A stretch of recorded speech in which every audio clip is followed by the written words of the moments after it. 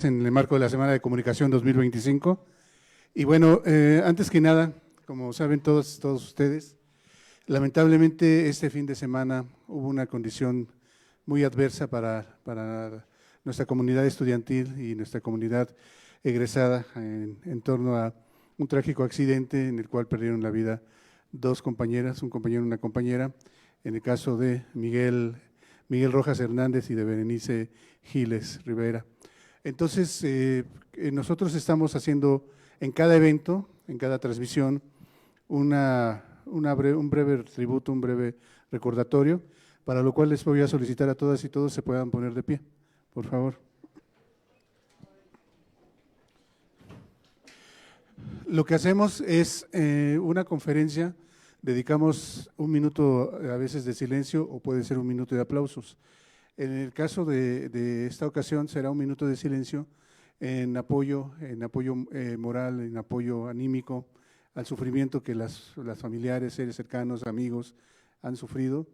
Y bueno, les pido que por favor comencemos con un minuto de silencio en memoria de Miguel Rojo Hernández y de Berenice Ciclá. Gracias.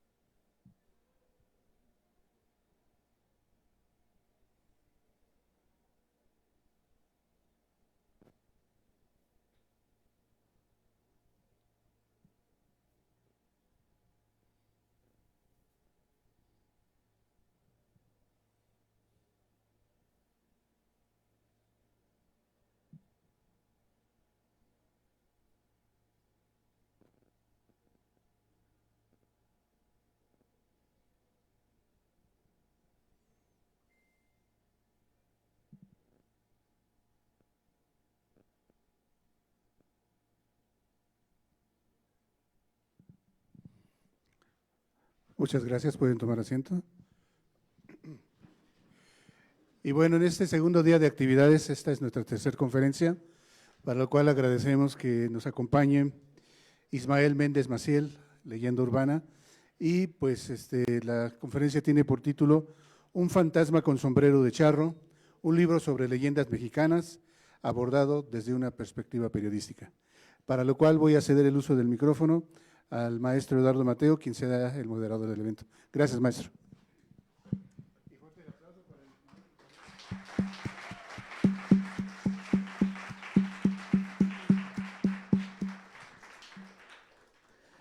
Pues muchas gracias por estar aquí. En verdad es que siempre es un gusto recibirles en este tipo de actividades, porque justamente están pensadas para todas, todos y todas ustedes.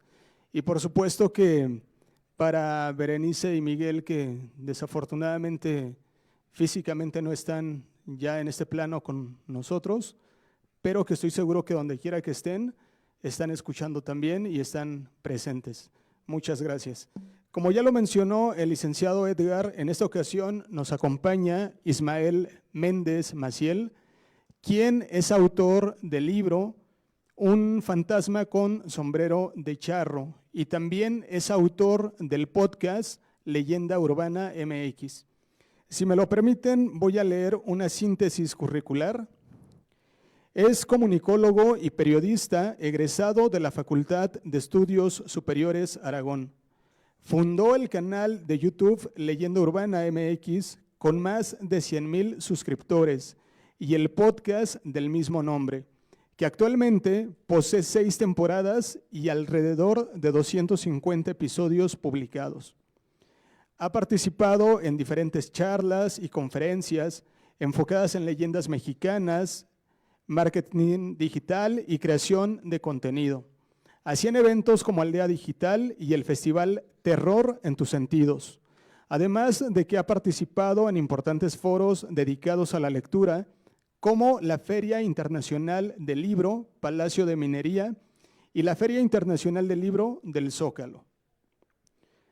Actualmente está presentando el primer libro titulado Un fantasma con sombrero de charro, publicado en octubre de 2024, a través de la editorial Reverberante, en el que a través de 12 crónicas explora el origen y las variantes de las leyendas de fantasmas más populares que se cuentan en México.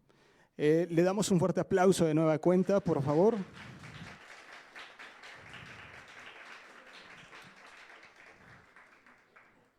Y antes de cederle el uso de la voz a nuestro invitado, les quiero compartir algunos temas.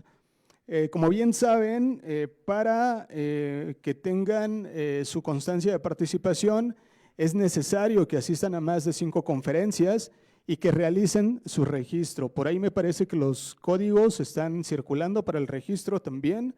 Y bueno, también comentarles a las personas que nos acompañan en la transmisión vía Facebook que pueden dejar en los comentarios sus preguntas, dudas, inquietudes, algunas frases también aquí para Ismael, que más tarde estaremos leyendo.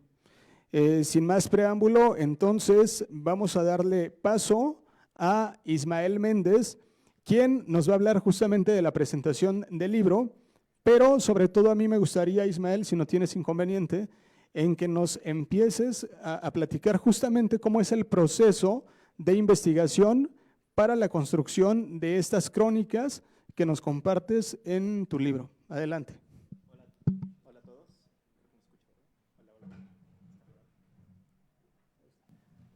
Hola. Hola a todos, muy buenas tardes. Gracias por venir, gracias por darse cita esta tarde. La verdad es que siempre es un gusto regresar aquí a la facultad. Como bien lo mencionaba Eduardo Mateo, soy egresado de aquí de la FES Aragón y específicamente de la carrera de Comunicación y Periodismo. Soy de la generación 2012, 2016, algo así. Como que siempre me cuesta trabajo ahí los números, pero bueno, ya tiene algunos años que salí de acá. Y bueno, pues precisamente yo salí de la carrera y empecé a enfocarme mucho a trabajar en medios digitales. De hecho, empecé trabajando para Telmex, fui redactor web, hacía como que escribía cosas en blogs, daba seguimiento a algunos eventos que hacían internamente y para la comunidad.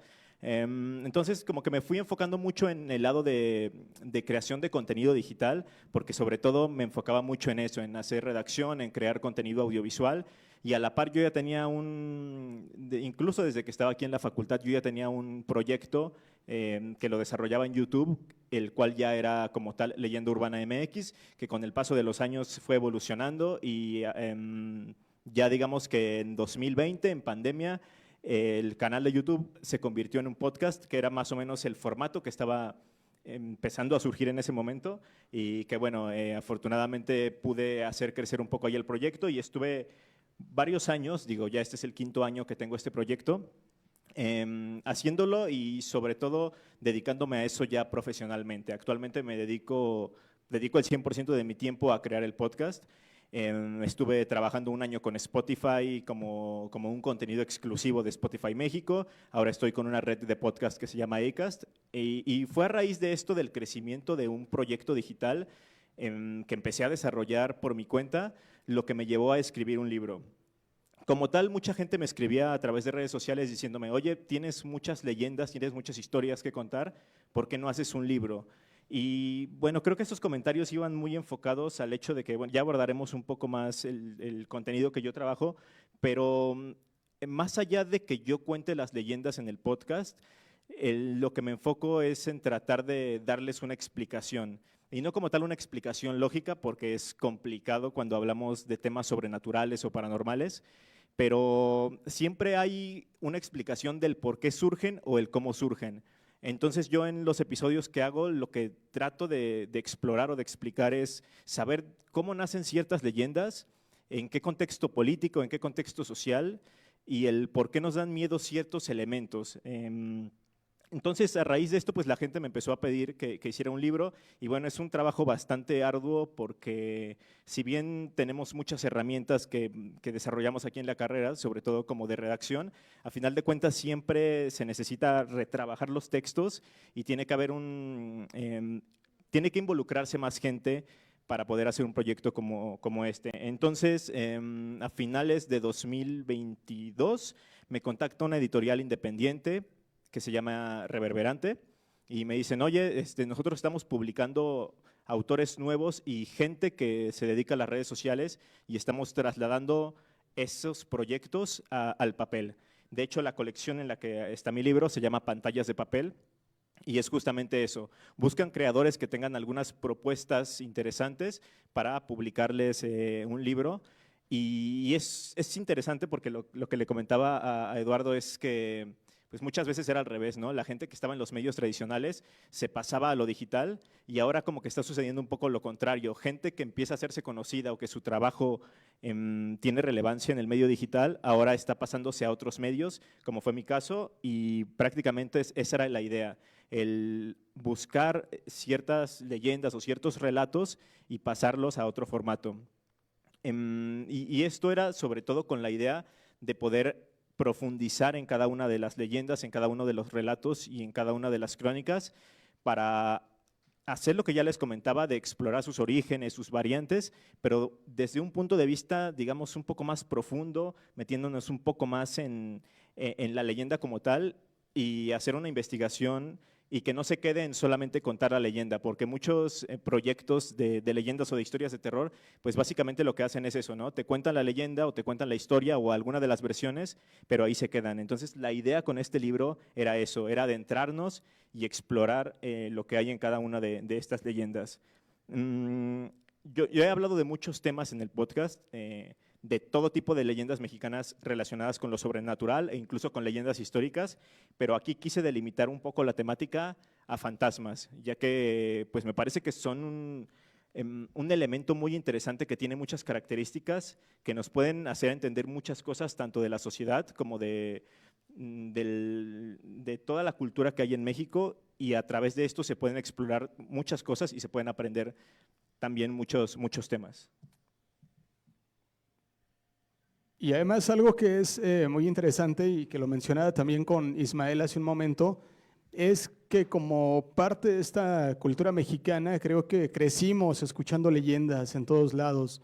Por ahí platicábamos incluso en nuestra colonia, en la comunidad de donde venimos, seguramente hay una leyenda que todo el mundo conoce ahí en esa comunidad, que quizá no sale de ese entorno, pero que muchas veces tiene elementos comunes con otras leyendas de otros lugares. Entonces, eso se vuelve súper interesante. Por ahí en alguno de tus episodios también, justamente recopilas cómo leyenda, una leyenda tan conocida aquí en México como la de La Llorona, tiene su símil en otros países de Latinoamérica, ¿no? Por ejemplo.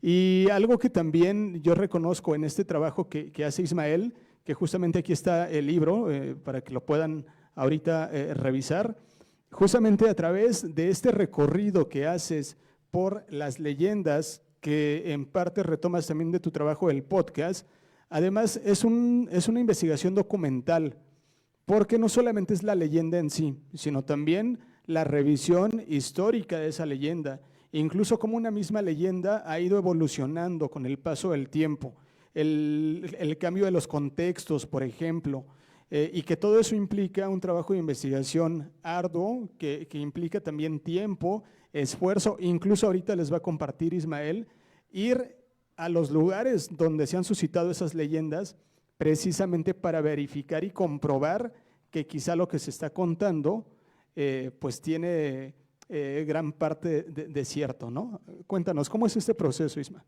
Sí, básicamente el venir a hablar aquí del libro, pues no fue únicamente por ser un egresado de la carrera y de la facultad, sino que creo y bueno, sucede que tiene muchas herramientas de estilos periodísticos que están implementadas aquí. Digo, el título es Crónicas de Espectros y Aparecidos en México, pero más allá de crónicas sí hay como una mezcla de distintos estilos periodísticos, porque básicamente sí es una investigación documental y bueno, yo creo que podremos arrancar hablando con la crónica que le da título al libro, que es Un fantasma con sombrero de charro, en la cual básicamente estoy hablando del fantasma del charro negro, que es una de las apariciones más populares en México, en la que se cuenta que en los caminos de los pueblos de las comunidades rurales de México, es bastante común, o según eso es lo que cuentan, que se aparece un charro vestido de negro con un caballo, y lo que hace es buscar a gente avariciosa para ofrecerles una bolsa de monedas de oro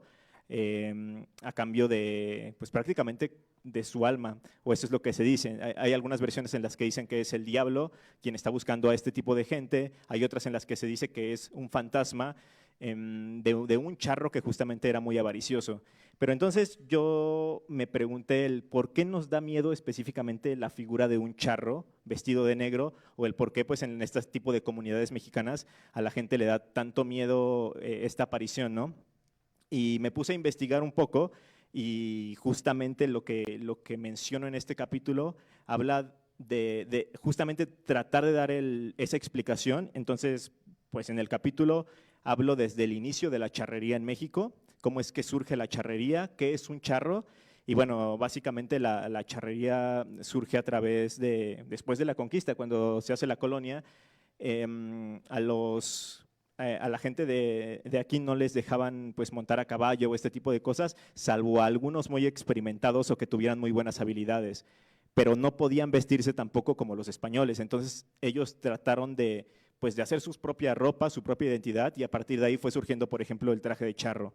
Una vez concluida la independencia, muchos de los que que estaban básicamente esclavizados por los españoles, lo que hicieron pues fue empezar a conseguir tierras, y la figura del charro empezó a ser una figura de autoridad que era dueña de muchas tierras y que también ya tenía gente a su cargo. Entonces esta gente empezó a imponer respeto y en muchas ocasiones miedo, porque ya tenían pues los trajes que antes eran como muy humildes, empezaron a ponerle muchos adornos de plata, de oro, y el charro empezó a ser una figura de autoridad y mucha gente quería tener el estilo de los charros. Y es por eso como que surge la leyenda a raíz de la avaricia. Y bueno, también me doy cuenta de que muchas leyendas mexicanas tratan de dar una moraleja o una lección moral, y se le aparecen los fantasmas o tienen algún destino fatal o complicado a raíz de ciertos pecados o de ciertas cosas que hacen. Entonces, más o menos así trato de hacer una investigación documental a través de las leyendas, y como les decía, pues lógicamente no se puede, o sea, no te voy a comprobar que exista el fantasma del charro negro porque es algo imposible y son creencias populares. Y bueno, aquí ya también entra mucho en juego lo que ustedes crean respecto a temas paranormales y sobrenaturales. Lo que es un hecho es que se cuentan las leyendas y que surgen por algo, con algún motivo, y que tienen una explicación cierto tipo de fantasmas, ¿no? Mencionaba Eduardo La Llorona. Yo en este libro pues no hablo como tal de la leyenda de La Llorona, de que a una mujer en el virreinato le fueron infiel y ella pues como por despecho mata a sus hijos y luego se suicida y que por eso se aparece penando, sino que hablo un poco del origen más, digamos, prehispánico, hablando de las creencias de los antiguos mexicas, quienes creían que había una especie de deidad que era la Cihuacóatl, conocida como la mujer serpiente, que se aparecía llorando por las calles de Tenochtitlan, y creían los sacerdotes y los tlatoanis que esta mujer, cuando se aparecía, presagiaba alguna tragedia.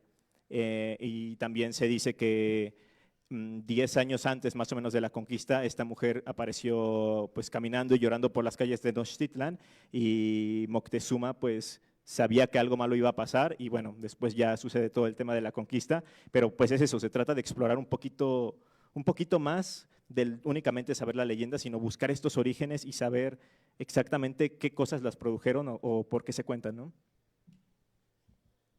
Que justo algo que revisamos en el libro de Ismael es esta parte, ¿no? Del fantasma también en el sentido metafórico, y la analogía que se vive o como se cuenta en el hecho de el fantasma puede ser visto también como un símbolo social de castigo, como un símbolo social también incluso de un salvador. Por ahí en el capítulo del charro negro y en el episodio del libro justamente mencionas un poco de eso, ¿no? O sea, como el charro negro en algunas ocasiones es visto como el punitivo, como el que te va a castigar por ser una persona avariciosa, pero en algunos casos también juega un papel al estilo Robin Hood, ¿no? O sea, el charro negro que puede dotar de cierta riqueza a las personas que se encuentran en una situación, y que eso me parece súper interesante, porque ahorita que Isma contaba justamente esta historia y este contexto de cómo se suscita la leyenda del charro negro,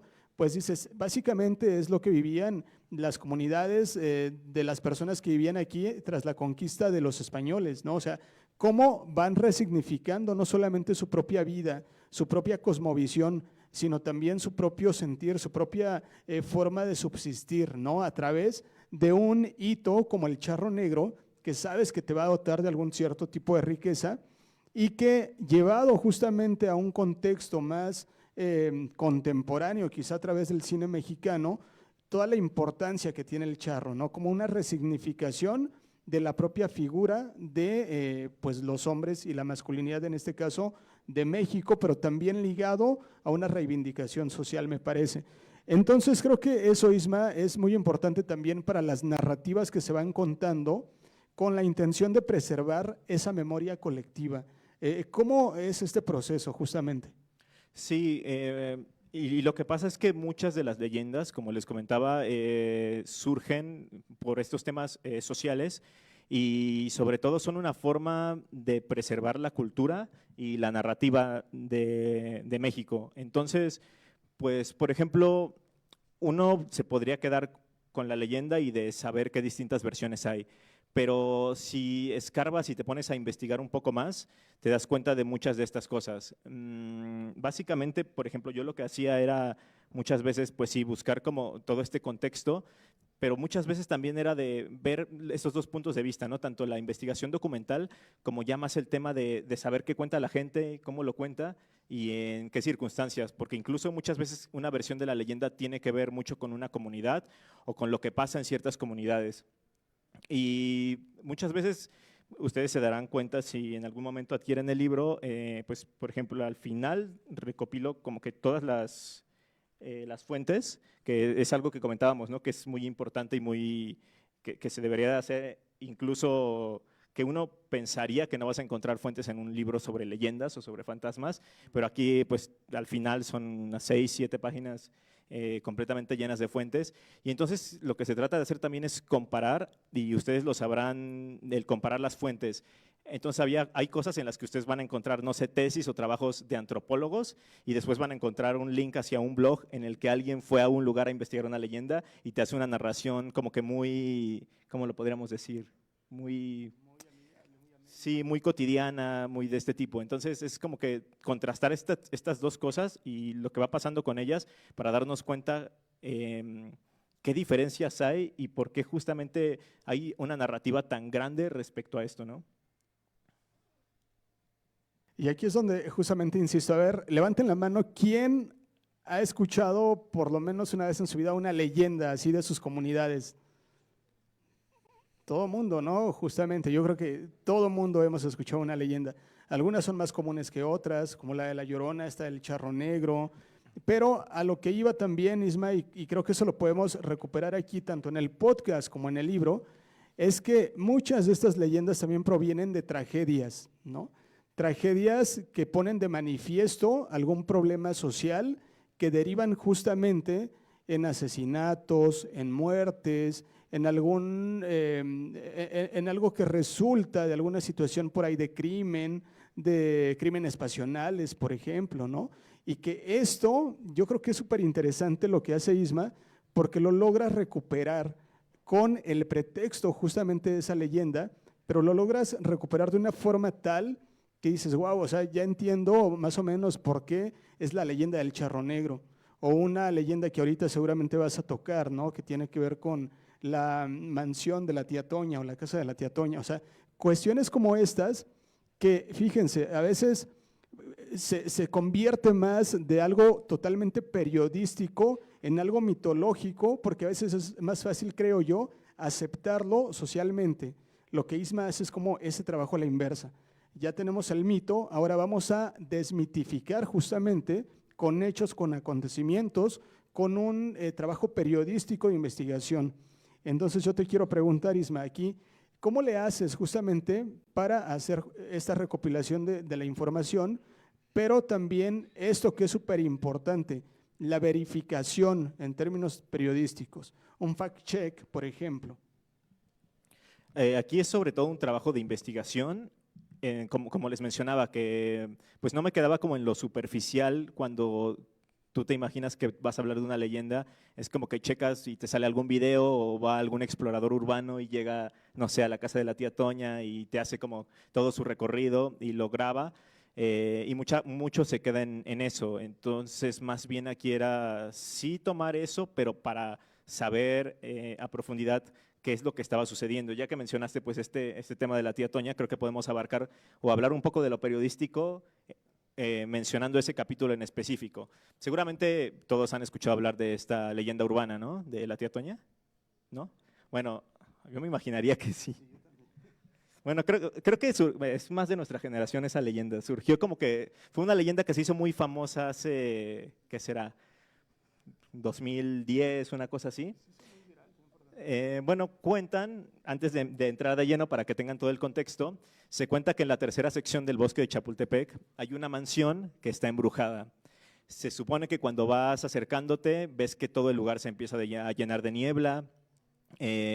Dicen que cuando empiezas a ver la mansión se ve a una mujer que está caminando en las ventanas o que está vigilándote, que ya ve que vas llegando y que te está vigilando. Y esa zona de Chapultepec es bastante conflictiva por el terreno, está pues rodeado de barrancos, de hierba, o sea, es complicado y ha habido muchos accidentes ahí. Y lo que dicen es que esta mujer, el fantasma de la tía Toña, no quiere que te acerques y que por eso produce que la gente se accidente. Incluso creo que ha habido pues accidentes graves ahí que han terminado en el hospital y estas cosas.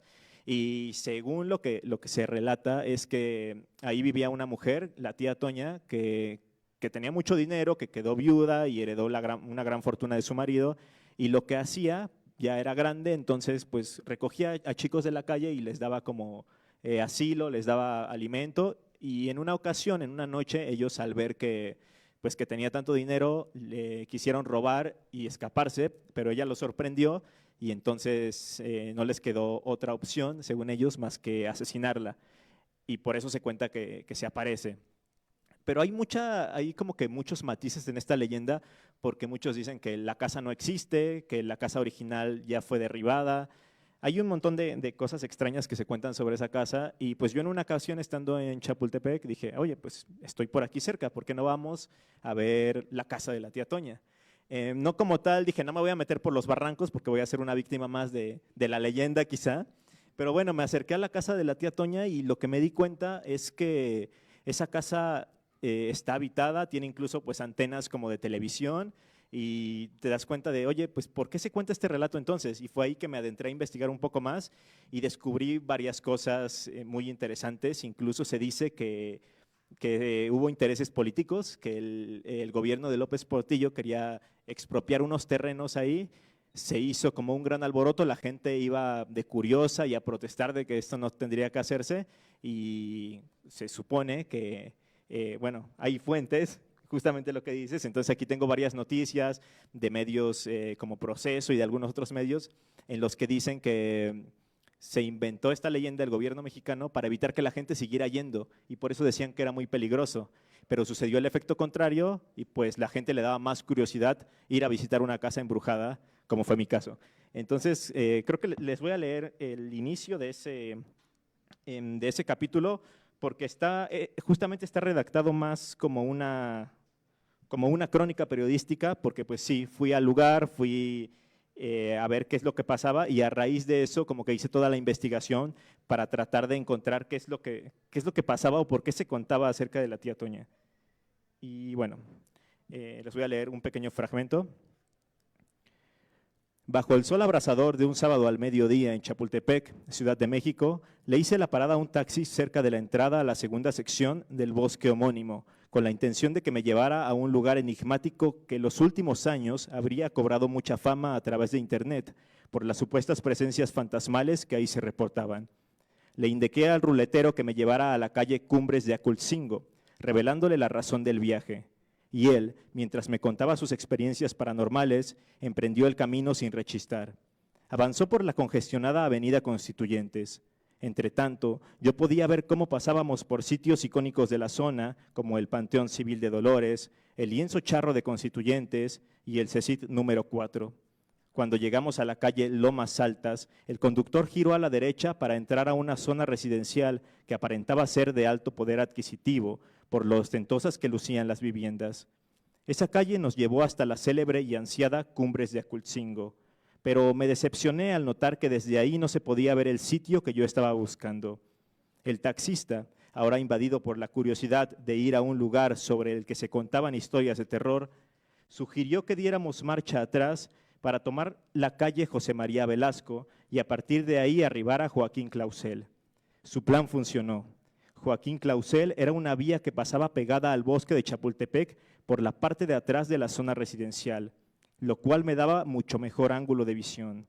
De pronto, entre las decenas de árboles que crecían al costado del camino, pude divisar mi objetivo. Una enorme mansión de varios pisos y múltiples habitaciones se alzaba imponente en medio de la vegetación y muy cerca de los barrancos. Había llegado a la casa de la tía Toña. Así arranca este capítulo y a raíz de ver qué es lo que pasaba en la casa de la tía Toña o cómo era en realidad y no únicamente verlo a través de los videos de YouTube, es que arranco como todo este recorrido y menciono un poco como el contexto que les acabo de dar y el cómo llegué a ver que incluso había intereses políticos relacionados con una supuesta casa embrujada, ¿no? Que es algo como muy curioso. Y que justo cuando uno va leyendo lo que Isma nos va narrando, justamente va tomando sentido. Dices, ok, ahora entiendo por qué una leyenda alrededor de una mansión tan lujosa en esa zona de la Ciudad de México y el por qué quieren o no quieren que nos acerquemos también y todo lo que se va construyendo a partir del imaginario social, ¿no? Y que justo ahí es donde quiero hacer mi siguiente pregunta, Isma.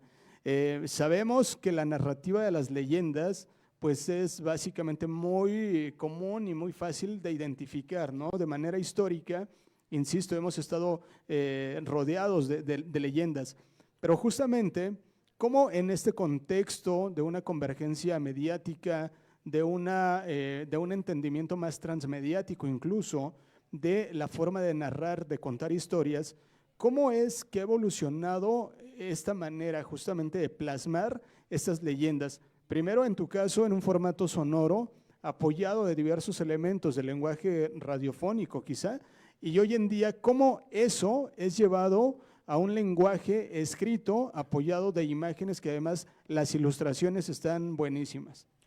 Ese creo que fue el principal reto de hacer el libro, porque pues yo estaba muy acostumbrado, llevaba básicamente 4 temporadas haciendo el podcast, y estaba muy acostumbrado a redactar guiones para podcast en el que yo sabía que podía darle cierta intencionalidad a la voz, que sabía cómo hacer una locución diferente respecto a cada punto que fuera tratando. Por ejemplo, si estaba hablando de la parte histórica, pues es un poco más fluido lo que se cuenta, y ya si me meto de lleno con la leyenda, pues va cambiando un poco la intención de la voz y se le va dando como más pausa, se va haciendo un poco tratar de dar esta tensión. Y también sabía o sé que cuando hago un guión para un podcast me puedo apoyar de muchos elementos, como tú dices, radiofónicos, como el caso de los efectos de sonido, algunos efectos como de impacto, de suspenso, que tengo música en la que puedo ambientar todo, o si yo quiero dar como un ambiente en específico, no sé si estoy hablando de un caso hay un caso que se llama el Roswell mexicano, en la que se dice que hubo un accidente de un supuesto ovni, entonces ahí hay una música que se utiliza de forma diferente a la música que voy a utilizar si estoy hablando de la casa de la tía Toña. Entonces tú tienes todo eso en mente cuando estás escribiendo un guión para un podcast, o en mi caso que yo lo escribo y lo produzco, pues ya lo tengo en mente y sé más o menos cómo lo voy a aterrizar una vez que ya tenga la grabación y tenga el audio. Pero cuando lo vas a plasmar en papel es completamente diferente, porque tú te despojas de todos esos recursos y ahora sí tienes que hacer que la audiencia se interese únicamente con las palabras y con lo que hay en el texto, porque si bien sí tiene ilustraciones, son ilustraciones que van al inicio, que es como, pues el capítulo del charro negro, pues hay la ilustración de un charro negro, pero a partir de ahí ya todo es texto. Y bueno, pues seguramente pues habrá gente que le sea mucho más fácil, quien se ha dedicado al periodismo escrito mucho más tiempo, quien se ha dedicado a hacer más crónicas y reportajes en estos formatos, pero bueno, en mi caso pues sí fue cambiar totalmente la narrativa y no podía nada más copiar y pegar, no sé, un guión del podcast y agregarle cosas porque no iba a funcionar, porque se abordan las temáticas de una manera completamente diferente. De este modo, pues traté los intros, los inicios de los capítulos son muy importantes. En este caso, pues arranco hablando de que yo fui a la casa de la tía Toña, pero hay otros capítulos en los que más bien arranco como buscando otro punto de vista para que no todo sea lo mismo y hablo, no sé, el primer capítulo que es un fantasma con sombrero de charro, empiezo hablando de la película de Macario, en la que tenemos pues una aparición importante del charro negro. Hay otro, mi capítulo favorito se llama La voz del presidente, en el que hablo de que Plutarco Elías Calles se aparecía como fantasma en sesiones espiritistas. Y ahí empiezo hablando de una sesión en específico en la que se apareció el presidente Plutarco Elías Calles, y sí veo que muchos así como que dicen, ¿qué? ¿De qué está hablando? Pero yo también me quedé así al inicio cuando encontré ese caso, y luego me di cuenta de que todas estas sesiones iban gente influyente de la época, iban políticos, iba mucha gente de la alta esfera, y todas esas sesiones había alguien que las redactaba. Entonces hay un escritor italo-mexicano que se llama Gutiérrez Tibón, que él asistía religiosamente a estas sesiones espiritistas y él redactaba todo e incluso publicó un libro en el que se mencionan las supuestas apariciones que llegaban a presenciar ahí. Y aquí menciono, citando incluso el libro, cómo es que decían que se aparecía el presidente Plutarco Elías Calles, dicen que se escuchaba cómo él tosía, que incluso sentían las palmadas en la espalda cuando lo saludaba. Y es muy, muy interesante porque, pues sí, dices, oye, ¿cómo vas a tener fuentes de estas cosas?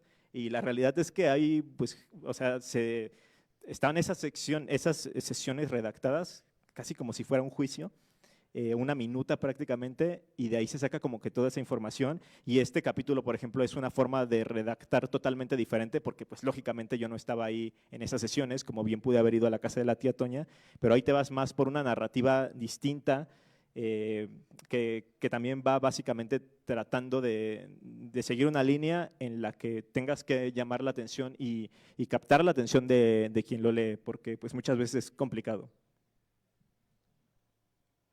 Me quedo pensando incluso en uno de tus episodios, hablas justamente de cómo estos lugares donde suceden las historias hoy en día también son pues muy concurridas, ¿no? Gracias a esto que se conoce como el turismo negro, que son lugares que hoy en día llaman mucho la atención y que queremos ir a conocer, ¿no? Incluso por ahí en alguno de los episodios mencionas el lugar donde fue asesinado, por ejemplo, Colosio, ¿no? Que hoy en día es uno de los lugares que quieren y la gente visita, ¿no? Me imagino también un poco, seguramente a ustedes no les tocó, pero aquí a los maestros sí, esta historia del chupacabras, ¿no? Por ejemplo, y cómo la historia del chupacabras fue utilizada justamente con un fin meramente político, pero cómo eso también contribuyó incluso a distorsionar un poquito o un mucho más bien, la propia realidad política, económica, social de aquel México de los 90. A lo que voy, Isma, es justamente cómo a través de los medios de comunicación, en este caso puede ser un podcast, una publicación escrita, cómo la leyenda tiene una determinada función social, cómo la tienen todos los medios de comunicación. Sí, como lo mencionaba antes, creo que la función de la leyenda es un poco esta memoria histórica en algunos casos, en otros casos es la preservación de las tradiciones, otra es como ver la cultura y cómo ha cambiado culturalmente el país. Y hay muchos ejemplos de cada una de estas partes, ¿no? Hay uno de los capítulos, voy a estar dando como muchos ejemplos porque pues justamente es lo que viene en el libro.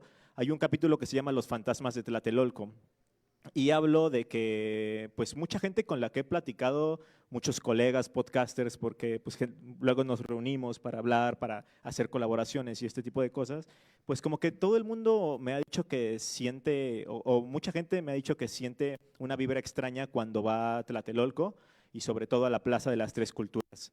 Entonces, aquí en este libro y en ese capítulo exploro un poco el por qué siente esto la gente y muchas veces dicen que no conocen como la historia por completo y dicen, oye, pues sí sé que pasó lo lo del 68, y tal vez por eso es que siento esto, ya lo tengo muy en mente, estoy sugestionado.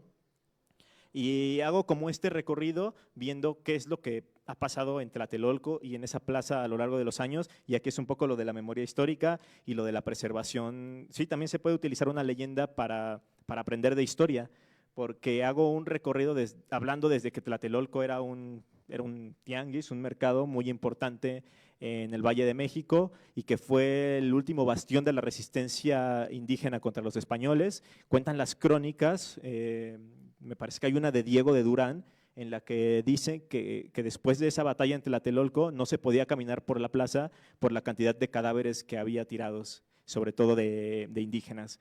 Luego pues pasa lo de la matanza del 68 y luego en el 85 sucede el temblor y se cae uno de los edificios, el edificio Nuevo León, donde también cobra muchísimas víctimas mortales. Entonces son 3 sucesos pues trágicos en los que se cobró la vida de muchísimas personas, y por eso hay gente que siente como algo extraño cuando va a Tlatelolco. Digo, aquí no se puede saber si en realidad hay algo como paranormal, porque, pues repito, no es como que se pueda medir, no es como los programas que van y sacan como su detector de fantasmas, ¿no? Y de repente te dicen que sí, que hay alguien, o sacan el péndulo y se empieza a mover y este tipo de cosas. Digo, es como muy subjetivo y muy de cada quien que crea o que siente este tipo de cosas. Que, por ejemplo, yo no creo tanto, a pesar de que tengo 250 episodios hablando de leyendas y de que tengo un libro sobre eso. Pero pues con eso te puedes dar cuenta del por qué pues, la gente dice que se siente raro ir a Tlatelolco. Bueno, es porque dicen que hay fantasmas tanto de gente de Tlatelolco desde antes de la conquista, en el 68 y en el 85.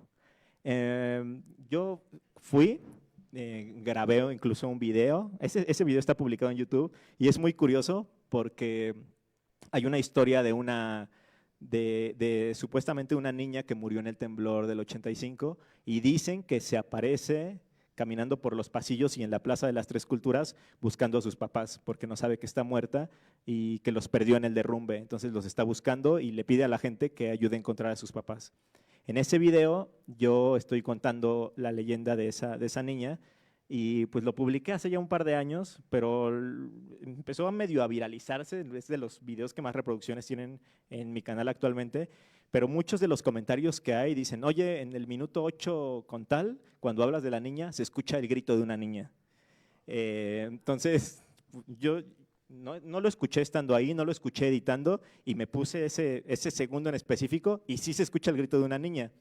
Y bueno, aquí pues yo tratando de buscar como el lado escéptico es de, pues una niña que estaba por ahí gritó, pero aquí hay dos factores que te pueden hacer dudar un poco, y el primero de ellos es que yo llevaba un micrófono, un lavalier, que pues sí tiene buena reducción de ruido ambiental, y es difícil que se te cuele un sonido así, y la otra es que a mí me daba mucha pena grabar en público.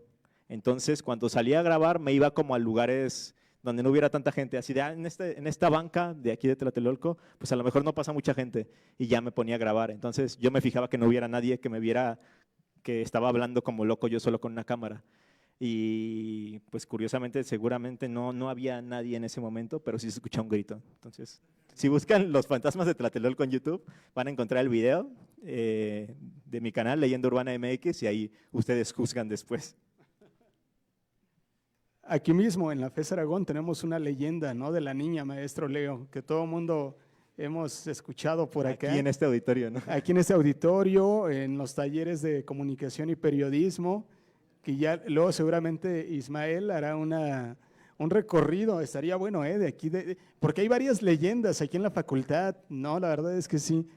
Pero justo este trabajo creo que por eso es muy rescatable, porque estamos hablando incluso de una hibridación en términos, si lo queremos ver así, de géneros. Un trabajo de no ficción y un trabajo de ficción, o más bien, cómo a través de un trabajo de ficción que es tan conocido como las leyendas, se le da este sentido y este vuelco hacia un tratamiento de la no ficción que tiene que ver con lo periodístico. Es una hibridación, y algo que me gusta mucho que menciona Isma es, independientemente de si crees o no, de si eres escéptico o no, finalmente se le puede dar este tratamiento periodístico. ¿Cómo le haces, Isma, justamente para no perder el foco de que se trata de una leyenda, pero al mismo tiempo para darle este tratamiento desde la no ficción? Y justamente eso me lleva a otra reflexión.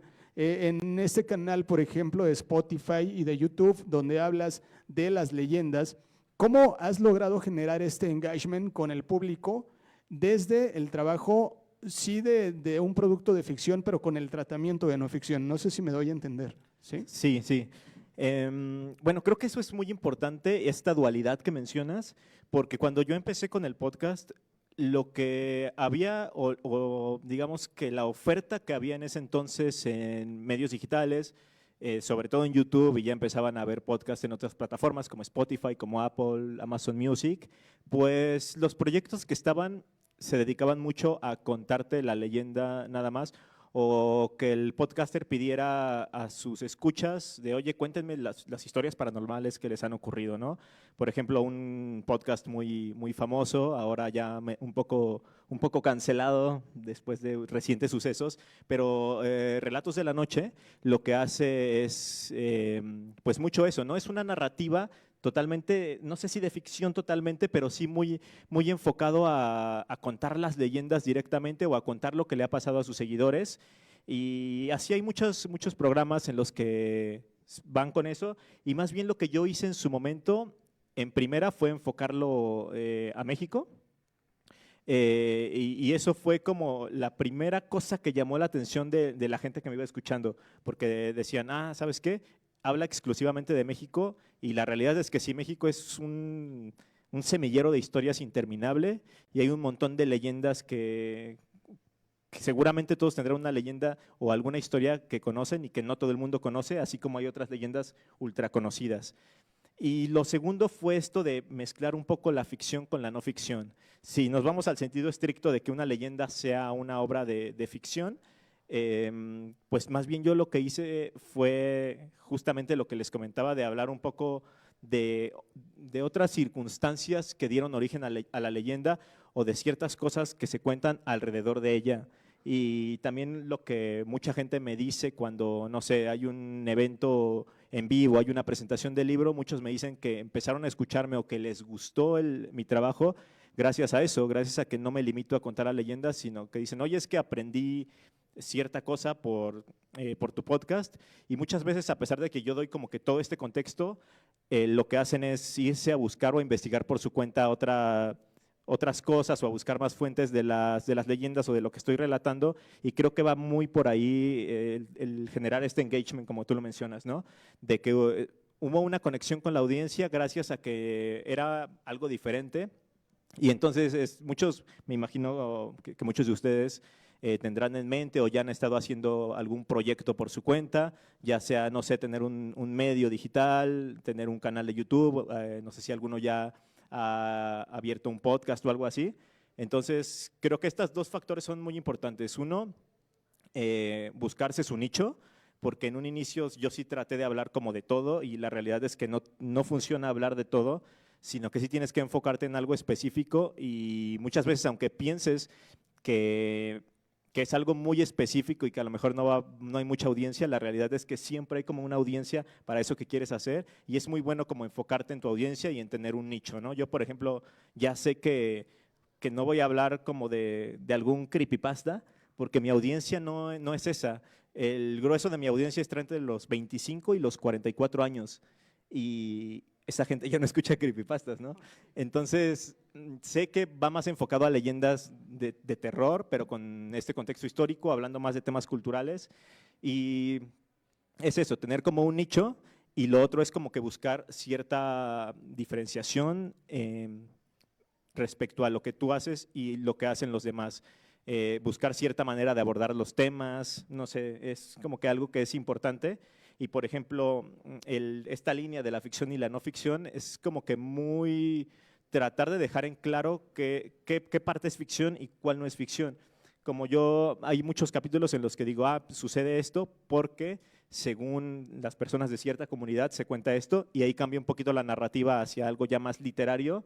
Y te das cuenta inmediatamente cuando tú estás contando una leyenda de forma literaria a cuando estás haciendo una crónica, como lo que les leí acerca de la casa de la tía Toña, en la que sí cuento que voy y pasa esto, y ya después hago la diferenciación y me voy a contarles la leyenda de una forma más literaria, si se le puede llamar así, porque no soy bueno escribiendo ficción, pero sí se nota mucho la diferencia. Es como más trabajar esta redacción para darlo a entender sin decirlo explícitamente de, ahora esto que viene es ficción. Como que tu forma de redactarlo, tu forma de contarlo, tiene que dar a entender eso, más allá de decirlo explícitamente, porque tampoco se trata de mencionarlo, ¿no? Porque tampoco la audiencia es tonta y sabe justamente diferenciar cuando estás contando una cosa u otra. Y que ahora que lo mencionas, yo creo que algo que es importante y que creo que eres un vivo ejemplo de ello, es esta parte del emprendimiento a partir de la comunicación o de un producto cultural como son las leyendas, un libro, del ejercicio periodístico, por supuesto, de la comunicación también.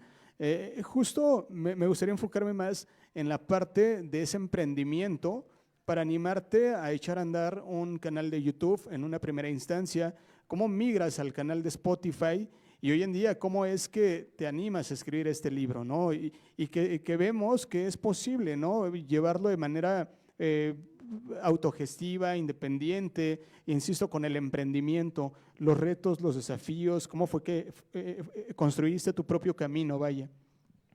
Sí, bueno, en un inicio, como lo dije al principio de la charla, yo abrí mi canal todavía estando aquí en la facultad. Estaba, sí, como a mediados de la carrera, yo ya tenía como mi canal y hacía otras cosas.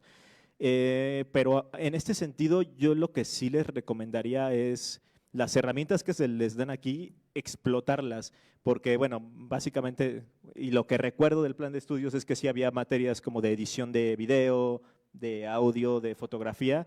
Y entonces lo que yo hacía mucho era decir, pues sí, me dan como los elementos básicos y no es relevante, ¿verdad? Y lo que hacía era como, sí, agarrar esos elementos y esas herramientas y por mi cuenta explorar un poco más, de saber cómo se editaba más a profundidad, y digamos como estudiarlo por mi cuenta, y eso me dio como que muchas herramientas para poder empezar yo por mi cuenta a hacer mi propio contenido. Y ya el hecho de que sí sucede como un emprendimiento es que hubo un momento en el que ya tenía suficiente audiencia como para poder monetizar. En un inicio era bastante poco, sobre todo cuando estaba en YouTube exclusivamente, que sí era como un ingreso extra y era a la par, yo venía haciendo mi proyecto también ya después cuando salí de la facultad, pues estaba trabajando y nunca dejé de hacer como cosas, o sea, ejercí, que será como 6 años, yo creo, saliendo de la facultad, ejercí distintos puestos de comunicación, marketing y todo eso. Y hubo un momento en el que sí ya tenía una audiencia lo suficientemente grande como para poder empezar a remunerar mi proyecto.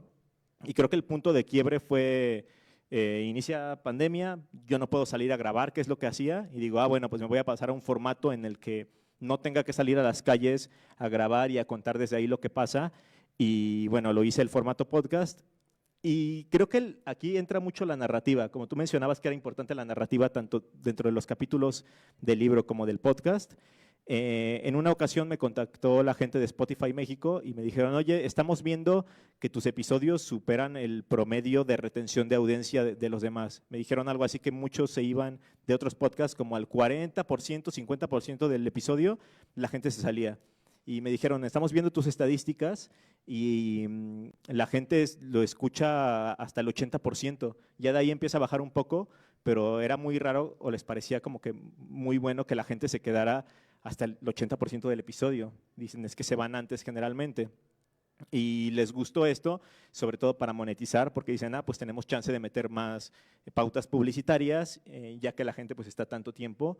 Y me dijeron, oye, ¿sabes qué? Pues queremos que tu podcast sea exclusivo de Spotify por un año, entonces te damos este contrato, tú aceptas 52 episodios, 1 por semana durante un año.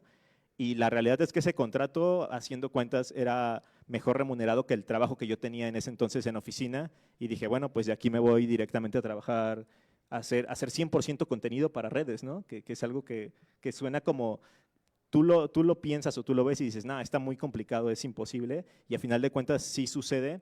Y creo que sí tuvo mucho que ver esa forma en la que se hace la narrativa, porque el hecho de que la gente se quedara hasta el final escuchando mis episodios fue lo que hizo que, por ejemplo, una empresa como Spotify me quisiera tener como un podcast exclusivo de ellos. Y que yo creo que ahí es donde se marca la diferencia justamente, ¿no? Hoy en día podemos acceder a un montón de contenidos en Internet, en redes sociodigitales, en YouTube, en Spotify, en TikTok, en la plataforma que quieran. Pero justamente se marca la diferencia en el hecho de entender justamente cómo funciona un producto cultural, en este caso una leyenda, a través de un formato de podcast, cómo es el lenguaje, incluso cómo se tiene que construir esa narrativa, ese mensaje, con ayuda de todos los elementos que intervienen. Y que para ir también aterrizándolo en ese contexto de lo transmediático, hablábamos un poco, ¿no? Finalmente tú estás generando contenido transmediático, porque así como generas contenidos en un formato sonoro, también te estás animando ahorita por lo escrito, en su momento el canal de YouTube. No sé si tienes alguna planeación así para construir tus contenidos bajo este formato transmediático. O sea, ¿qué mandas justamente un formato sonoro? ¿Qué decides mandar para acá? ¿O qué te guardas quizá para otro tipo de producto también? Sí, es muy buena pregunta porque ciertamente no todos los contenidos se adaptan a todos los formatos. Y por ejemplo, yo soy muy malo en formatos cortos. O sea, a mí no me pidas que haga un TikTok porque no sé resumirte una leyenda en 1 minuto o minuto y medio. Y es diferente, que me imagino que muchos sí han estado explorando estos formatos o el tipo formato más reels y formatos verticales cortos, que es también un reto porque es condensar toda la información en máximo, no sé, 3 minutos y además captar la atención del público en los primeros, en mis tiempos se sabía que eran los primeros 9 segundos, ahora creo que ha bajado y son como 5 segundos que tienes para captar la atención del público antes de que te dé scroll, ¿no? Y es como una guerra y es tienes que tener una gran habilidad como comunicador para tener esa atención en los primeros segundos. Entonces tu pregunta es interesante porque sí hay historias, hay relatos que no puedo tocar en otros formatos. Y con esto me refiero a que hay leyendas que no puedo hablar de ellas en YouTube porque no sé cómo ilustrarlas. Digo, ahora está todo el tema de la IA que te ayuda mucho con ciertos videos, ciertas imágenes que te genera, pero es un tanto diferente como para este contenido. Entonces en YouTube, como tal, no salen los episodios que salen en Spotify o en Apple o en todas las plataformas de audio, pero hay ciertos relatos que tengo en esas plataformas que ahora las estoy adaptando a YouTube, sí, con edición de video y tal. Por ejemplo, hice un episodio hace un par de años, hace un año, que se llama Histeria Colectiva, y hablo de casos de histeria colectiva en México, y ahora voy a adaptar uno de esos relatos, la próxima semana seguramente saldrá en YouTube, de un caso que hubo en Chalco, en un internado para niñas, en el que pues se decía que era muy estricto lo que pasaba ahí, que las tenían encerradas, o sea, sin posibilidad de responderle las correspondencias a sus familiares, que las ponían a trabajar en cocina o en una costurería que tenían por ahí, y hubo un momento en el que pues las niñas no soportaron y su cuerpo tuvieron como algo psicológico en el que hizo que todas empezaran a sentir mal.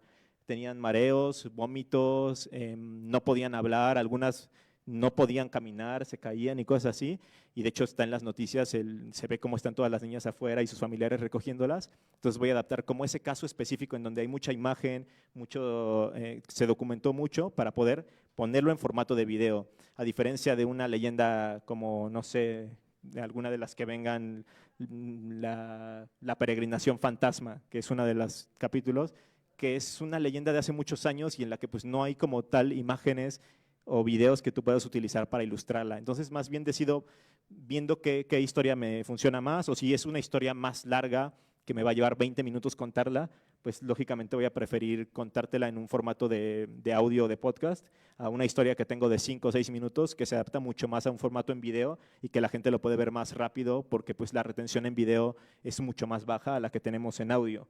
porque pues en audio tú lo pones y te pones a hacer otras cosas, ¿no? Te pones a trabajar o no sé, mucha gente me dice que escucha el podcast lavando los trastes, son la mayoría creo que los que hacen eso, y pues lógicamente si ves un video a lo mejor no le vas a prestar tanta atención haciendo otras cosas, y sí tiene que ver mucho la historia que tengas como para adaptarla a cierto formato, y tú te vas dando cuenta cuál sí y cuál no, viendo las posibilidades que hay para cada uno de los formatos.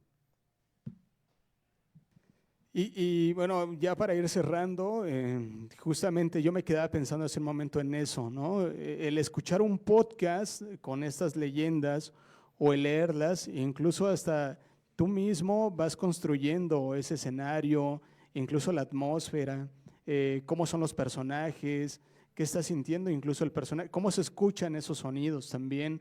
En cambio, cuando lo ves en pantalla, pues literal, o sea, ya lo ves ahí digerido, ya nada más te llega como el mensaje tal cual te quisieron enviar, ¿no? Y la riqueza, me parece, del formato de podcast, incluso yo a veces los pongo antes de dormir, esas leyendas, y la verdad es que ya después de terminar de escucharlo, duermo súper a gusto también, ¿no? Es la verdad.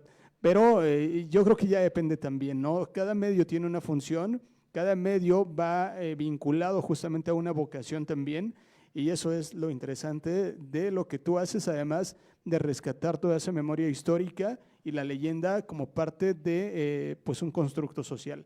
Isma, para ir cerrando y para pasar a las preguntas con las personas que nos acompañan el día de hoy, ¿te gustaría leer algún otro fragmento, quizá de tu leyenda o de la leyenda favorita de este libro? Sí, claro. Que yo nunca he sabido si es un halago o es un cumplido el hecho que lo pongan para dormir. No, no lo digo en tu caso en particular, sino que luego me llegan comentarios que me dicen, oye, me gusta mucho tu podcast porque lo pongo y me quedo dormido. ¿Y yo qué? No, yo no me quedo dormido. Entonces nunca he sabido, a veces se siente, lo dicen como cumplido, pero es así como de, eres mi ruido blanco, ¿no?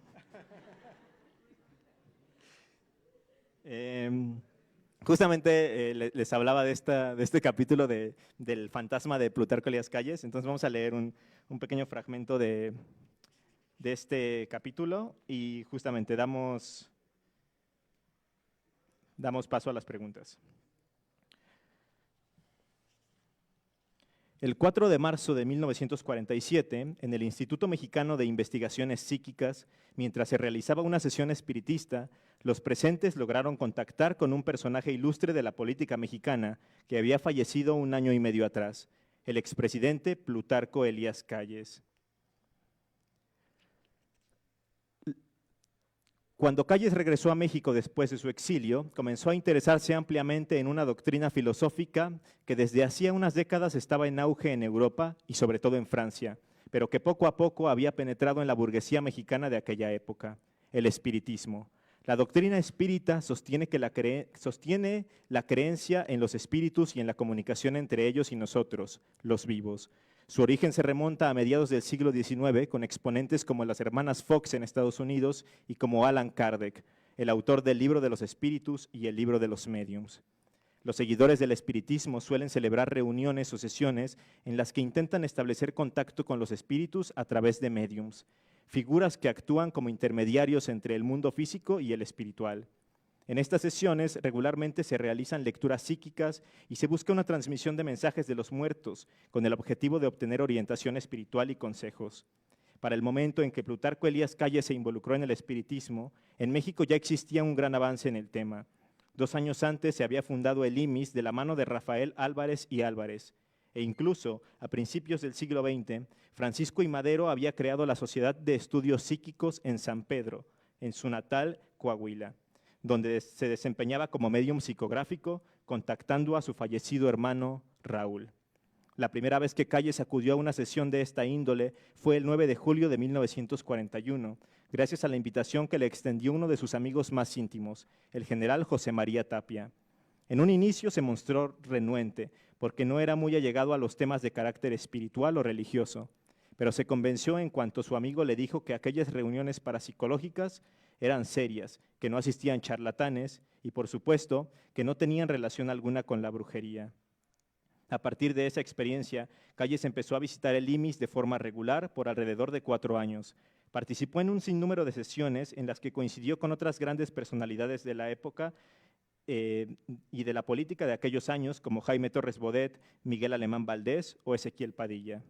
Se tiene conocimiento de toda esta información debido a que durante las sesiones siempre había alguien encargado de tomar notas sobre lo que ocurría en ellas, mismas que después se utilizaban para hacer actas con la información más relevante.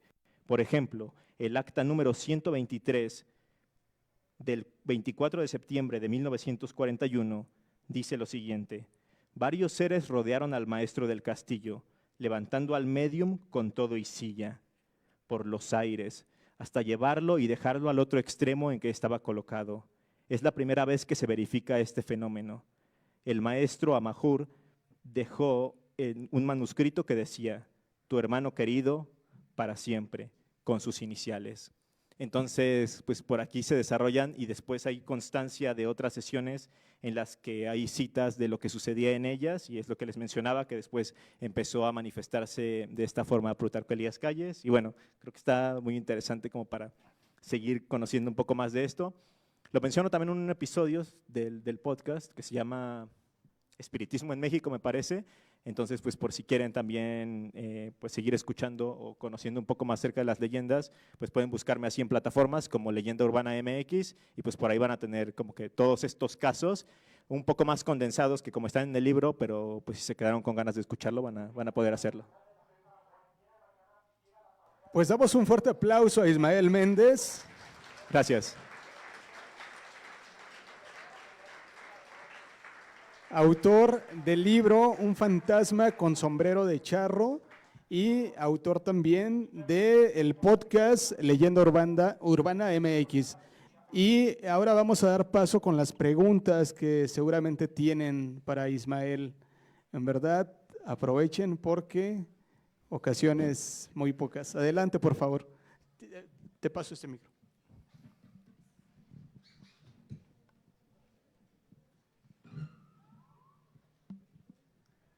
Hola, buenas. Hola. ¿Qué te motivó a investigar este tipo de cosas? Me refiero más como personalmente, decir, no sé, alguna vivencia que pasaste, alguna leyenda que te fue transmitida por alguien, algo que dijiste, me gusta mucho esto y yo también quiero empezar a transmitirlo a la gente.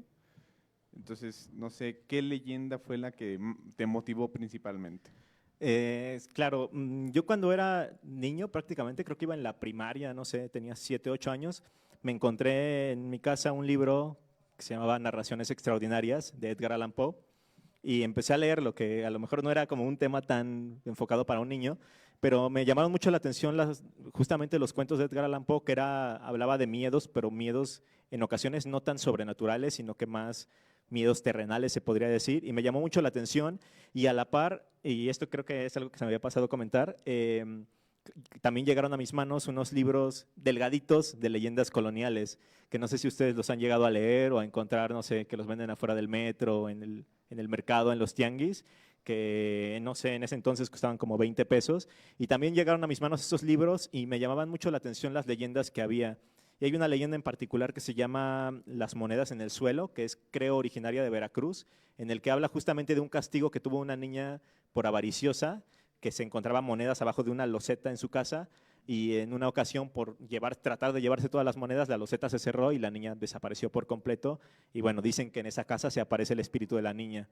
Y yo me hice muy fanático como de este tipo de historias y de estas leyendas, pero pues sí tenía como esa inquietud de saber qué había detrás de ellas, o por qué se contaban, o justamente por qué nos daban miedo ciertos elementos, ¿no? Y fue a raíz de eso que me empecé a meter mucho más en el tema y a investigarlo más allá de únicamente pues asustarme leyendo las historias y eso. Y bueno, creo que también influyeron mucho otros contenidos que también pues han sido parte de, o que me han influenciado a mí como creador, que por ejemplo yo también cuando era niño escuchaba mucho programas tipo La Mano Peluda o cosas así, y como que sí me fueron formando un poco en todo lo que me gusta, porque sí soy un fanático muy grande del terror. Entonces sí fueron como muchos elementos, pero por ahí nació como esta inquietud.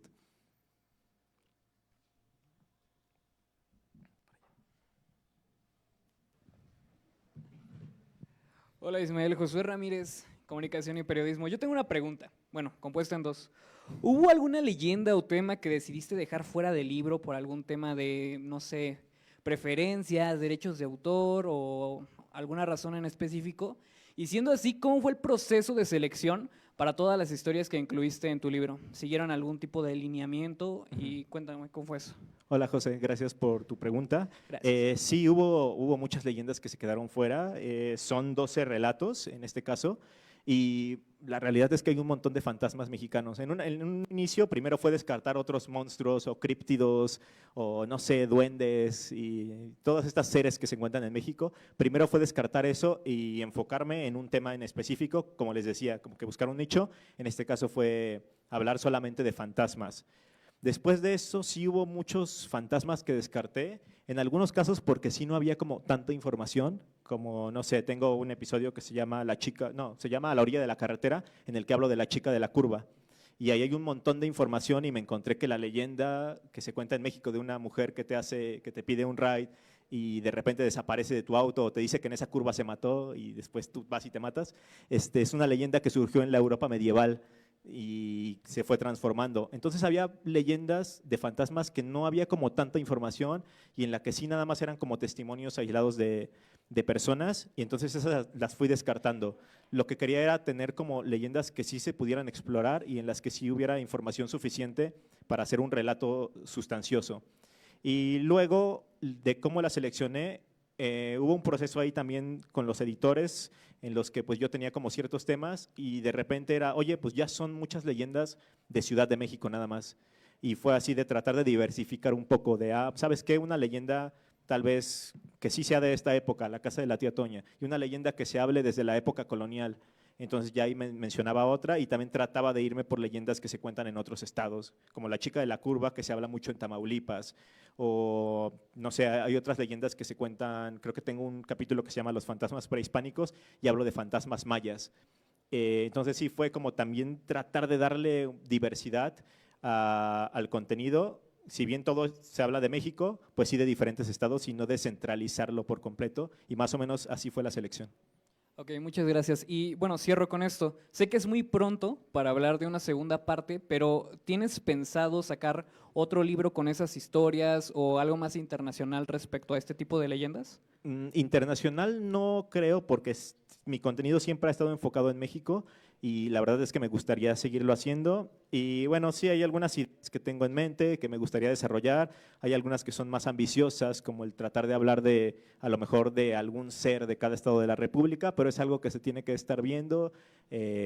Sí, como tú lo dices, es muy pronto. El libro salió en octubre del año pasado, entonces todavía lo estoy presentando. Que por cierto están invitados a la presentación que va a haber en la Fiesta del Libro y la Rosa, el domingo 27 de abril de este mes a las 5 de la tarde en el Centro Cultural Universitario de CEU, en la UNAM, y ahí voy a estar junto con otros creadores que se llaman Mundo Creepy, que es un canal gigantesco, como de 2 millones de suscriptores.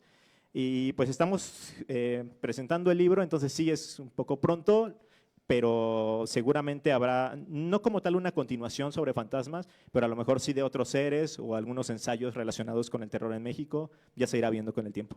Muchísimas gracias.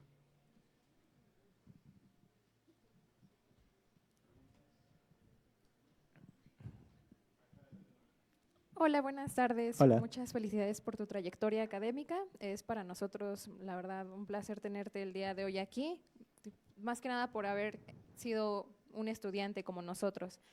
Derivado a esta investigación de campo que comentaste para la realización de tus episodios, ¿cuál es el tema? Bueno, ¿cuáles son los temas que más se han visto reflejados en tus podcasts que tienen mayor auge? Muchas gracias por tus palabras. Y bueno, mayor auge muchas veces son incluso como leyendas urbanas o son leyendas en las que la gente se siente un poco más identificada o que las siente como más cercanas a ellas. Entonces, pues muchas veces como leyendas de, no sé, en parques, a la gente le gusta mucho, o leyendas en autobuses, o cosas así que dice, pues yo me puedo subir a lo mejor a un autobús y me puede pasar eso, o yo puedo estar en cierto parque y se me puede aparecer tal fantasma o tal cosa. Entonces son las leyendas que se siente más cercanas la gente. Incluso tengo un episodio que habla sobre leyendas y apariciones en la UNAM, no solamente aquí en FES Aragón, sino en distintos campus. En Iztacala, por ejemplo, dicen que se apareció una niña en el área de psicología, o pues no sé, el caso este de un supuesto ovni que hay ahí en CU, ¿no? Este tipo de cosas, como que, por ejemplo, entre la comunidad de la UNAM, pues se le hizo muy cercana y ese es uno de los episodios más escuchados. Y sí, como que estos episodios en los que la gente se puede sentir más identificada por lo que se cuenta en sus localidades son como los que más gustan y los que la gente más se los apropia. Pero va muy enfocado a eso, más allá de, no sé, como les decía, de hablar de una leyenda internacional, a lo mejor no nos representa tanto y la gente cuando ve esas cosas locales le gusta mucho. Incluso ahorita la temporada que estoy haciendo ahora, que es la sexta, estoy abarcando leyendas de cada estado de la República Mexicana. Entonces tengo un episodio por cada estado de la República y la gente de esos estados comenta mucho porque dice, por fin apareció mi estado, es que cerca de mi casa se cuenta tal cosa y así. Entonces yo creo que es con los episodios con la que la gente tiene más cercanía hacia esas leyendas o en la que dice, pues a lo mejor a mí se me podría aparecer tal fantasma porque yo soy de ahí o porque yo frecuento lugares así. Muchas gracias. De nada. Y por aquí enfrente.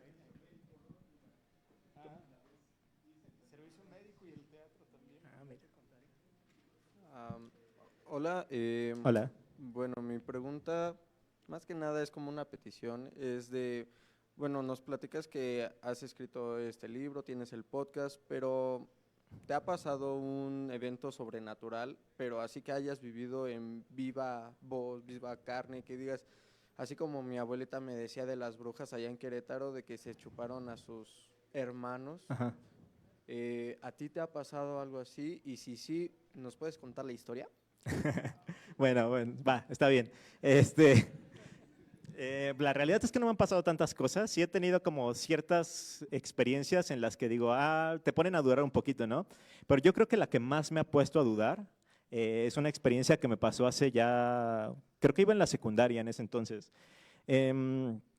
Recuerdo que una vez llegué justamente de la secundaria, llegué a la casa y no había nadie, estaba solo, entonces yo me quedé solo, me quedé, no sé, viendo la tele o haciendo algunas cosas. En ese entonces tenía 3 perritos en el patio y hubo un momento en el que los 3 perros empezaron a mostrarse muy extraños, empezaron a correr por todo el patio, pero muy desesperados.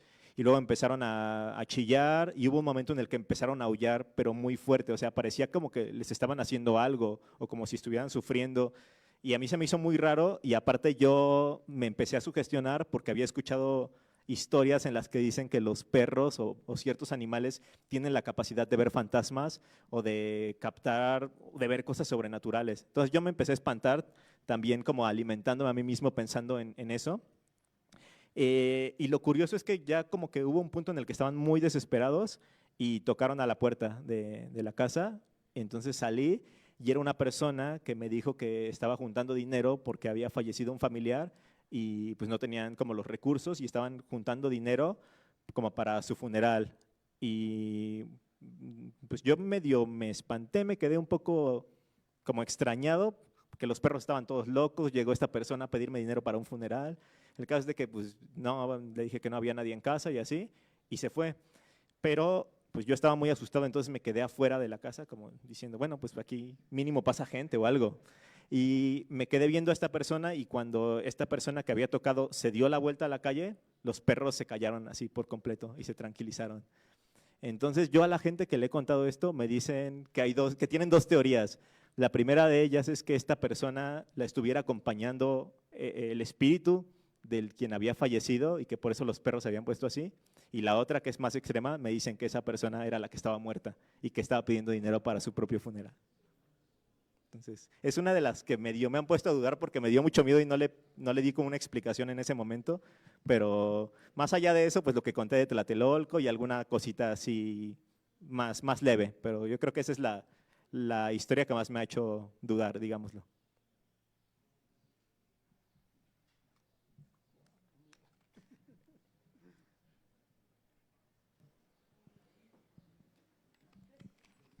Hola, buenas tardes. Hola. Bueno, yo tengo una duda en cuanto a la investigación que hiciste. Bueno, decías que tu enfoque es más periodístico y quiero saber qué dificultades encontraste al investigar, porque ya que son crónicas o hechos que no pueden ser comprobables, ¿cómo puedes contrarrestar esto con lo periodístico? Sí, muchas veces era como toparse con pared porque no encuentras la información que estás buscando o es de cómo voy a justificar esto que estoy diciendo. Muchas veces en el tema periodístico ya más allá de encontrar estas fuentes o de decir, pues no sé, un periodista de la jornada vio un fantasma y lo publicó una nota de que vio un fantasma, ¿no? Obviamente no existe eso, pero más bien ahí era enfocado más a las personas. Seguramente han tenido ya sus clases de entrevista. Entonces es de buscar los testimonios de estas personas que ya habían experimentado estas cosas y no como tal incluí esto como para decir, claro, este fantasma existe, sino para saber que sí se cuentan esas historias en ciertas comunidades. Es de, bueno, se cuenta del charro negro en cierta comunidad, no porque lo esté diciendo yo, sino porque la gente de muchas comunidades habla o tiene testimonios de que se cuenta esa leyenda ahí. Entonces, por ejemplo, me parece que sí, en ese episodio, en ese capítulo del Charro Negro, hay como testimonios, en algunos casos, de recopilaciones de algunos libros más enfocados en antropología y de gente de comunidades. Y por ejemplo, aquí hay un testimonio de una persona que lo contó en 2018 y habla justamente de una aparición del charro negro y justamente va con sus palabras, dice, antes, no manches, en el pueblo se aparecía un charro negro con su caballo negro y tenía sus ojos rojos y una barbota. Cuando eran las 12 de la noche y hasta como a eso de las 3 de la madrugada, él se aparecía por el puente y asustaba a la gente que ya estaba en sus casas durmiendo, porque pasaba con su caballo a patear puertas. Y cuando según los perros lo veían, se morían al día siguiente. Cuentan que antes él era un señor al que lo mataron por ser muy cabrón y que cuando se emborrachaba pasaba a chingar con su caballo. Por eso su espíritu no vivía en paz, hasta el momento en que los vecinos pusieron cruces en cada esquina. Por eso ya no se aparece. Entonces, así en muchos capítulos tengo testimonios de gente que habla de las apariciones en su comunidad. Entonces, las fuentes que tengo para justificar información son hechos históricos, como por ejemplo lo de Plutarco Elías Calles. Tengo una pequeña biografía en la que hablo de él y ahí pongo las fuentes, o en la historia de la charrería, sí tengo cómo comprobar eso, pero ya en tema de leyendas es más bien comprobar que sí se cuentan esas historias en esas comunidades a partir de los habitantes.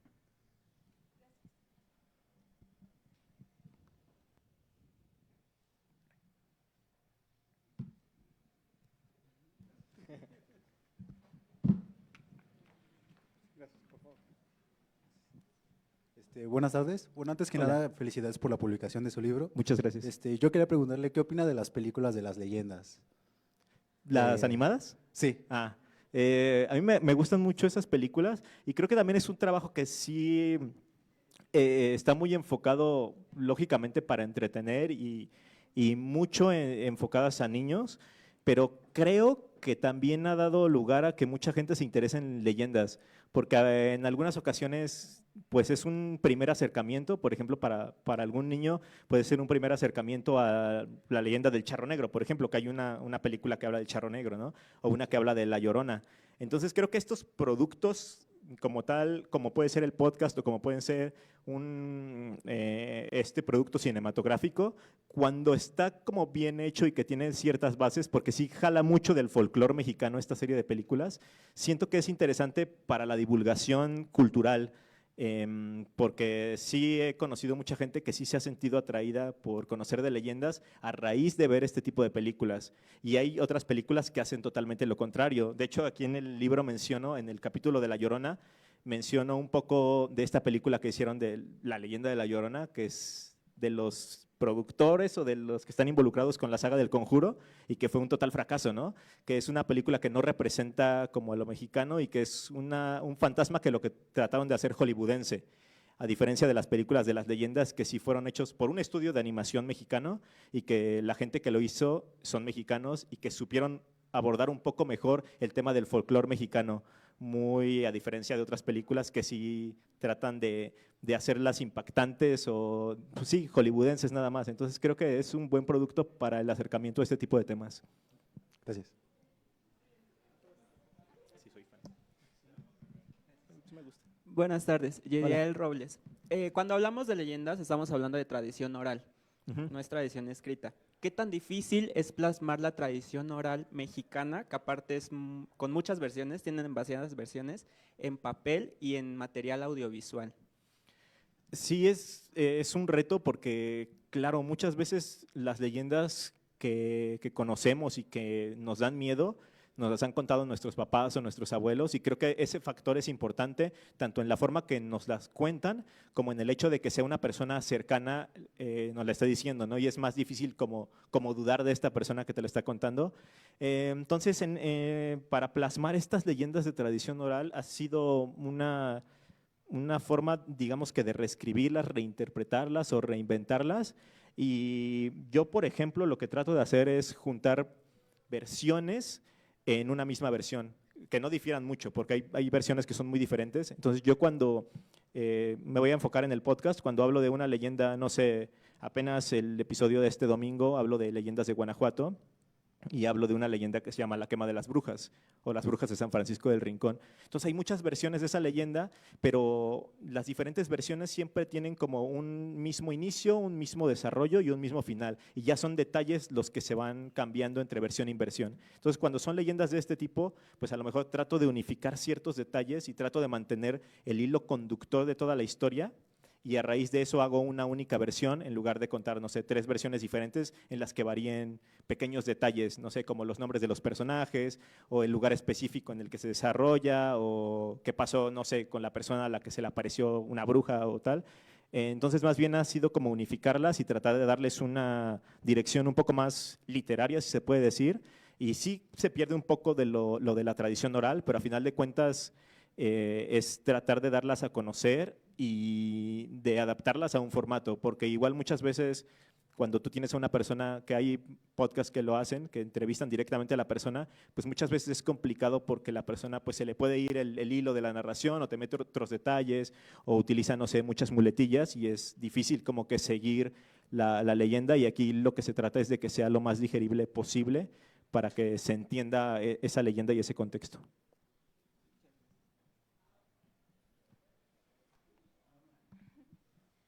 Buenas tardes. Hola. Mi pregunta es, ¿cómo lograste juntar el periodismo con lo literario? Porque a veces nos quedamos como estudiantes de periodismo en algo de solo voy a hacer una nota en algún periódico y no tenemos idea, o por lo menos en este momento no sabemos que hay más temas allá afuera. ¿Cómo fue que surgió esta idea?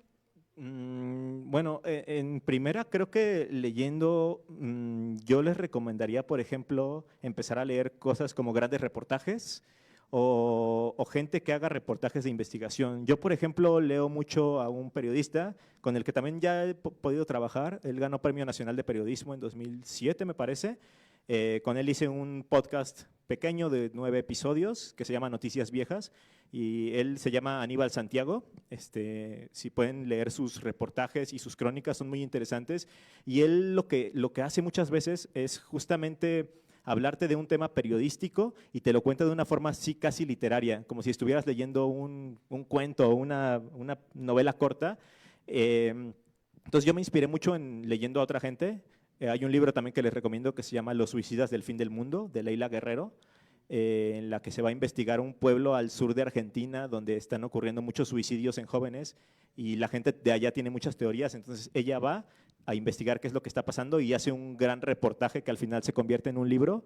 Y creo que es más trabajar un poco, sí, inspirarse y el ver que pues a lo mejor puedes empezar a contar la historia desde un punto de vista diferente, más allá de darlo como una noticia, como tú lo dices, o de hacer una nota en la que a lo mejor, yo sé que por ejemplo muchos periodistas, no sé si alguno ya esté ejerciendo en algún medio o algo así, pues sí es complicado porque te piden hacer, no sé, 7, 8 notas al día y no tienes la oportunidad de hacer una nota más grande o de explorar otra forma de escribirla. más que hacer tu nota periodística. Entonces creo que es un trabajo más sí de escritura y de reescritura y de ver cómo puedes contar esa nota sin que se vea que es una noticia que te puedes encontrar en cualquier portal web, por ejemplo, y sí tratar de explorarla desde otra parte o abordarla desde otra forma. Entonces yo creo que más allá es como que inspirarse en otra gente y leer sobre todo crónicas y grandes reportajes o reportajes de investigación en los que estos periodistas como que sí le dan la vuelta a una noticia y te lo pueden describir más como justamente como una forma literaria. Pero creo que sí, yo por ejemplo sí tuve que ponerme a leer mucho y creo que este tema de la lectura me dio muchas herramientas para poder saber cómo abordar un capítulo. Gracias. De nada. Y ya.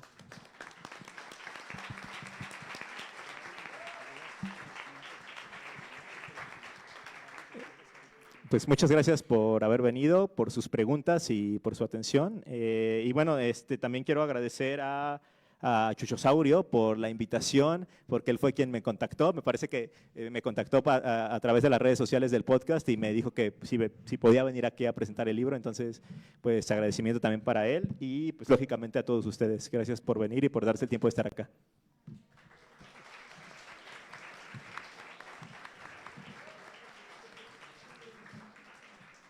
Pues ya para cerrar, también agradezco a Isma por la invitación a acompañarlo en esta presentación de su libro. La verdad es que es un gran amigo mío y sigo muy de cerca su trabajo y para mí es un honor, en verdad, estar aquí contigo, Ismael, compartiendo mesa.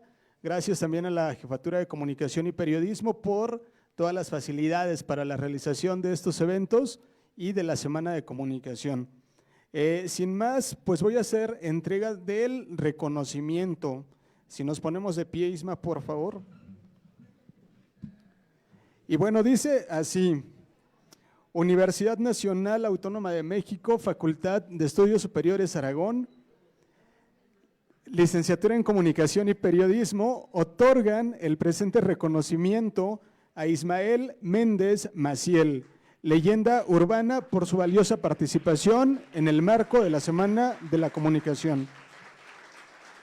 Firma el licenciado Edgar Gabriel Lara Granados, jefe de la carrera de Comunicación.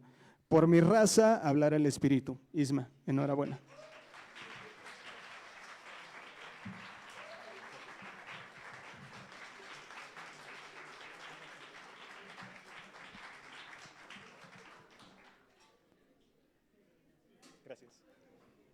Agradecemos mucho su asistencia y les seguimos invitando a que participen en las demás actividades de la Semana de la Comunicación 2025. Muchas gracias, nos vemos.